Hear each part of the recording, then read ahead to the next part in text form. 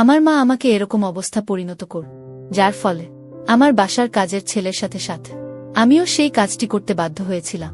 এইভাবে আর আমি মিলে কাজের ছেলের সাথে সমন্বিত হয়ে কাজ করতে করতে আস্তে আস্তে সেটা অভ্যাসে পরিণত হয়ে গেল। তারপর থেকে বন্ধুরা, আমি, আমার মা আর কাজের ছেলে একবারে ফ্রি হয়ে গেলাম। প্রায় প্রতিদিনই চলত লোকচক্ষুর অন্তরালে এক বিষম চন্দ্রিমা, যে চন্দ্রিমার রহস্য যুগ থেকে যুগান্তরে কেউ কোনোদিন খুঁজে পাবে না। স্কুল থেকে বাসায় ফিরে আমি আমার রুমের দিকে যাচ্ছিলাম। ঠিক এমন সময় মায়ের রুম থেকে কেমন জানি অদ্ভুত রকমের শব্দ শুনতে পাচ্ছিলাম। এরকম অদ্ভুত রকমের শব্দ শুনতে পেয়ে আমি দৌড়ে এগিয়ে গেলাম মায়ের রুমের দিকে। আমি মায়ের রুমের দরজার পাশে গিয়ে জোরে ধাক্কা দিতে আমার মায়ের রুমের দরজা খুলে যায়। আর আমি সেখানে দেখতে পেয়েছিলাম আমার মা আমার কাজের ছেলে একসাথে একে অপরকে গভীরভাবে। বন্ধুরা, আজকের গল্পটি অনেক অনেক ইন্টারেস্টিং। আশা করি তোমরা পুরো গল্পটা শুনলে অনেক মজা পাবে। হ্যালো বন্ধুরা, আজ তোমরা শুনছো একটি অসাধারণ গল্প। গল্পটি ধারাবাহিক। আজ প্রথম পর্বটি শুনছো। গল্পটি শুরু করার আগে বলে নেই, আজ কিন্তু গল্প শুনে গিটার বাজাতেই হবে, নিজেকে ধরে রাখতে পারবে না, বাথরুমে যেতেই হবে। তোমরা নিশ্চয়ই আমার গল্পগুলো শুনে শুনে খুব সুখ নিচ্ছ আর আনন্দে আছো। তোমাদের আনন্দ দিত আমি নিয়মিত তোমাদের জন্য নতুন নতুন ভিডিও নিয়ে হাজির হই। তোমাদের নিকট আমার অনেক অনেক বিশেষ অনুরোধ, তোমরা অবশ্যই আমার স্টোরি লাইফ এই চ্যানেলটি সাবস্ক্রাইব করে আমাকে সাপোর্ট করবে। তাহলে মজার মজার অসাধারণ গল্পগুলো শুনতে পারবে। আর কমেন্টে জানাবে গল্পটি কেমন লাগলো এবং তোমরা কোনো গল্পগুলো চাও।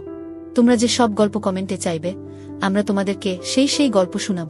তোমরা চাইলে তোমাদের রিয়েল লাইফের গল্প আমাদের কাছে পাঠাতে পারো, আমরা নাম পরিচয় গোপন রেখে প্রচার করব। বন্ধুরা, আমি শামসুন নাহার রূপালী। আমি বাংলাদেশের একজন মেয়ে। আমার বর্তমান বয়স 20। কিন্তু আজকে আমি তোমাদেরকে যে ঘটনাটা বল, তখন আমার বয়স ছিল মাত্র 16 বছর। সবে মাত্র আমি যৌবনে পা রেখেছি। আমি আমার মায়ের সাথে একসাথে থাকতাম। আমাদের পারিবারিক অবস্থা মোটামুটি ভালোই ছিল। বাবা বহুদিন ধরে কুয়েতে থাকছেন শুধু আমাদের সুখের জন্য। আমাদেরকে কোনো কিছুর অভাব বাবা দেননি। বন্ধুরা, আমার বাবা একজন কুয়েত প্রবাসী ছিলেন। আমার মা ছিলেন গৃহিণী। আমার বাবার শহরাঞ্চলে বহুতল বিশিষ্ট একটি ভবন ছিল, আমরা সেখানেই বসবাস করতাম। আমার বাবার পারিবারিক অবস্থা, পারিবারিক সম্পত্তি মোটামুটি ভালোই ছিল, যে কারণে আমার বাবা বিদেশ থাকার কারণ আমাদের পরিবারের লোক সংখ্যা খুবই কম ছিল। আমাদের কেয়ারটেকার, বাড়ির জন্য কেয়ারটেকার অথবা কাজের ছেলে খুবই জরুরি হয়ে গিয়েছিল। আর তাছাড়াও আমাদের বাসায় একজন কাজের মেয়েও আছে। কাজের মেয়ে প্রতিদিন কাজ করে চলে যেত, কিন্তু আমাদের বাসার কেয়ারটেকার অথবা কাজের ছেলে সে আমাদের বাসার নিচতলায় ছোট্ট রুমে থাক, আর আমরা থাকতাম দোতলা। আমাদের বাসাটা ছিল 7 তলা বিশিষ্ট। বাকি সব রঙ্গুলি ফ্যামিলি ভাষা হিসেবে আম্মু ভাড়া দিয়ে দিত। এইভাবে আমি এবং আমার মায়ের জীবন খুব ভালোভাবেই চলছিল। আমি আমার পরিবারের একমাত্র মেয়ে বলতে পারেন। আমার মা সার্বক্ষণিক ঘরের টুকিটাকি কাজ করত, আর আমি সর্বদাই পড়ালেখা নিয়ে ব্যস্ত থাকতাম। আমাদের সুখের সুন্দর একটি পরিবার ছিল, কিন্তু সেই সুখের সুন্দর পরিবারে আমাদের বাসার কাজের ছেলে যেন বসন্তের কোকিল হয়ে দাঁড়া। বন্ধুরা, আমাদের বাসার কাজের ছেলেটি ছিল অত্যন্ত সুন্দর, অল্প বয়সী, দেখতে অনেক চমৎকার, স্বাস্থ্যবান, হ্যান্ডসাম। যে কোনো মেয়ে তাকে দেখলে তার প্রেমে পড়ে যাবে। যদিও সে খুব শিক্ষিত না, তারপরও তার চলাফেরা দেখে কেউ বুঝতে পারত না সে যে অশিক্ষিত। সে যে আমাদের বাসার কাজের লোক তা নিজেকে মনে করত না। কাজের লোক হয়েও সে বাড়িওয়ালার মতোই ভাবত, নিজেকে সে বাড়িওয়ালা মনে করত। কাজের লোকের এরকম আচরণ দেখে আমরা মা মেয়ে অনেক খুশি, কারণ সে দায়িত্ব পালনে ছিল অনেক অটো। যাই হোক বন্ধুরা, এভাবেই চলছিল আমাদের জীবন। একদিন আমি বন্ধুরা আমার স্কুল থেকে একটু তাড়াতাড়ি চলে আসছিল। স্কুল থেকে চলে এসে আমি সরাসরি ওয়াশরুমে চলে গেলাম। ওয়াশরুম থেকে আসার সময় আমি মায়ের রুম থেকে কেমন জানি অদ্ভুত আওয়াজ শুনতে পেলাম। অদ্ভুত আওয়াজ শুনতে পেয়ে আমি দৌড়ে এগিয়ে গেলাম মায়ের রুমের দিকে। আমি মায়ের রুমের দরজার পাশে গিয়ে জোরে ধাক্কা দিতে আমার মায়ের রুমের দরজা খুলে যায়। আর আমি সেখানে দেখতে পেয়েছিলাম আমার মা আর কাজের ছেলে কেমন জানি এক অদ্ভুত রকমের কাজ করছে, যা দেখে আমি পুরো হতবাক হয়ে গেলাম। আমি লজ্জায় ঘৃণা আমার মায়ের রুম থেকে চলে আসলাম, আর কাজের ছেলে চুপচাপ করে মায়ের রুম থেকে বেরিয়ে গেল। আর মা রুমের মধ্যে থেকে কি যেন ভাবতে শুরু কর। আমি মনে মনে ভাবলাম, এটা আমি কি দেখলাম? তাহলে কি আমার মা আমার বাবাকে রেখে কাজের ছেলের সাথে এতদিন এইসব করে বেড়াচ্ছে? মায়ের এইসব কান, নিজেকে কোনোভাবেই বিশ্বাস করাতে পারছি না। আমার এত সুন্দর, এত ভালো মা কিভাবে এরকম ধরনের কাজটা করতে পার? বন্ধুরা, এসব কিছু ভাবতে ভাবতে আমার দু চোখে জল চলে আসল। মনের ভিতর শুধু হাহাকার করছিল। মায়ের এই দৃশ্যগুলো বারবার চোখের মধ্যে ভাসছিল। বন্ধুরা, সেদিনের ঘটনার পর থেকে মা আমাকে আগের মতো ভালোবাসে না। মা আর আমার মধ্যে কেমন জানি দূরত্ব সৃষ্টি হয়ে গেল। মা আমাকে দেখে কেমন জানি মন মরার মতো হয়ে থাকে, আমি ওনাকে দেখে কেমন জানি মন মারার মতো হয়ে থাকি। এভাবেই চলতে লাগল আমাদের জীবন। কিন্তু মাকে আমি কখনো সামনাসামনি বলতে পারিনি, মা তুমি এত খারাপ, তুমি কেন আমার মতো এত বড় মেয়ে থাকতে, তোমার স্বামী থাকতে তুমি সামান্য কাজের ছেলের সাথে এসব কর। মাকে কোনোদিন আমার এসব কথা বলার সাহস হয়নি। ওহ বন্ধুরা, তোমাদেরকে তো আর কথা বলাই হয়নি। আমার মায়ের বয়স প্রায় 35+ হবে, আর কাজের ছেলের বয়স হবে আনুমানিক 16 কিংবা 17। এরকম চমৎকার ছেলে, সুন্দর ফুটফুটে অল্প বয়স্ক ছেলে পেয়ে মা বাবাকে সম্পূর্ণ ভুলে যাওয়ার মতো অবস্থা হল। প্রতিদিন মেতে ওঠে মা এই ছেলের সাথে, এক ভিন্ন রকম ধারা, ভিন্ন রকম পরিবেশ না।